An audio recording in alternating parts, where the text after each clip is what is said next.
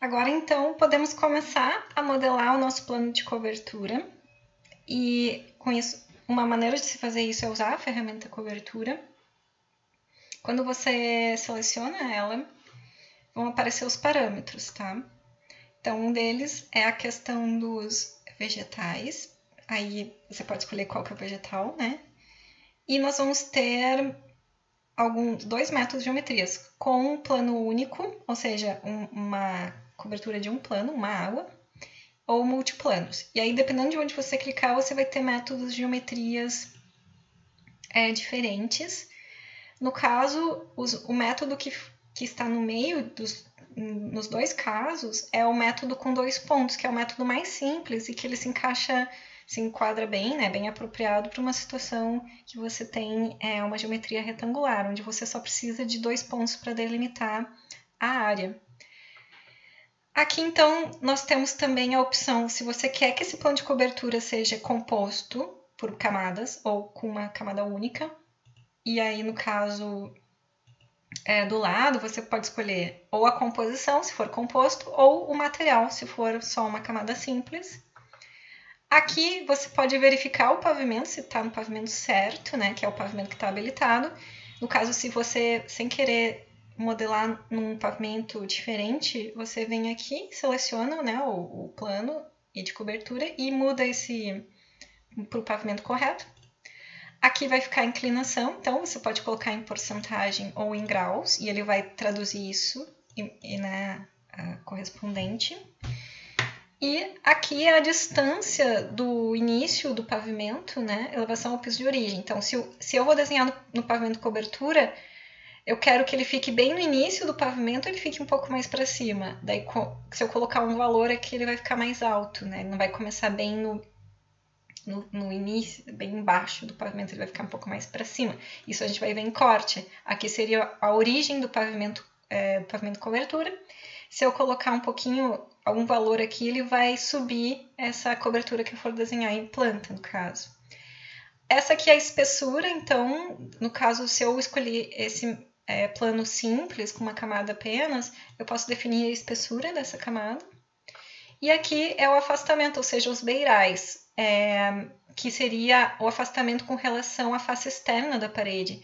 Se eu posso desenhar a cobertura pelas faces externas, e esse afastamento significa que a cobertura vai avançar, por exemplo, aqui no caso, 70 centímetros para fora, né? E vai proteger essa parede. Então, essa configuração ela só fica habilitada para telhados multiplanos. Para telhados de um plano só, você vai ter que fazer isso manualmente.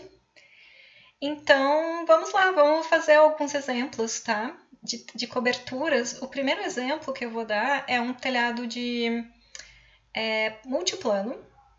E o método de geometria, no caso, desculpa, esse aqui é o método de geometria multiplano. E aqui é o método de construção. Esse aqui é retangular é um método de geometria retangular com duas águas, simplesmente.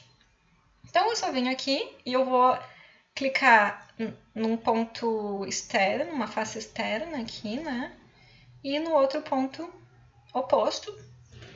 E deu. Com 2 cliques, está resolvido aqui. Eu já tenho um telhado de duas águas, com os beirais que eu tinha definido ali.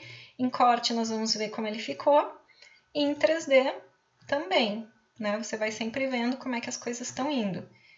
Esse aqui é o plano. Então, se por acaso alguma coisa não ficou bem, você viu o resultado, você seleciona e vem aqui e faz as configurações necessárias, vai ajustando, tá? Agora eu vou mostrar um outro exemplo, então. Um telhado, uma cobertura, exatamente igual, só que agora eu vou usar o método de construção com quatro águas. Então, vem aqui, primeiro clique, segundo clique. Ó, agora você vê que nós temos a tacaniça, né, que seria essas laterais triangulares. No corte vai ter essa situação, e lá no 3D nós temos uma situação agora de acordo com o método que a gente escolheu. E o último exemplo que eu vou dar, que acho que vai cobrir a maioria dos casos, né, é uma cobertura de um plano. Então, eu vou selecionar o método aqui de um plano, vou usar sempre esse método aqui de 2 pontos, porque no meu caso é o mais rápido. Só que agora a gente tem que cuidar aqui, ó. Ele não quer que a gente já saia dizendo os 2 pontos iniciais e finais. Primeiro ele quer que você dê uma linha de referência da cobertura. E pode ser qualquer linha que fique, então, transversal, né? No sentido aqui do caimento, no caso.